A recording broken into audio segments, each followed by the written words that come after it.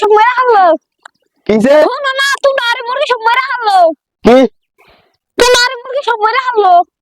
ওর মা তাড়াতাড়ি চলো, আব্বা যখন মরে যাবো তার কোনো জ্ঞান থাকে না। মুরগি বলে যে অবস্থা করে। কি হইছে চলো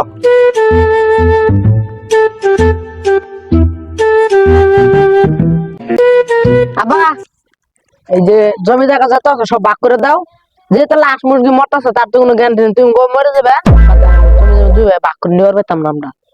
ঠিকই কইছ পুলাহানি দেহ কি মাথা মারছে আশ মুরগির লগে আমার লগে মিলাইছে আমারও অনেক মেডাল আছে র একটা দিই কি বুদ্ধি করুন যায়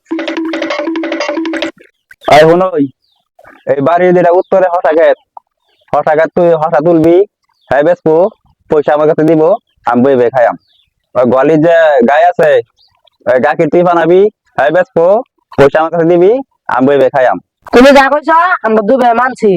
আমার একটা কথা, আমি 20 কিনবাম, বড় ভাই মারবো, তুমি খাইবে। পুলাহানি দেখাবো দোষে আমার জেতা মানুষ আমার মেডাল আছে গো আও তাহলে আমরা দুই ভাই যা কাম করি কে।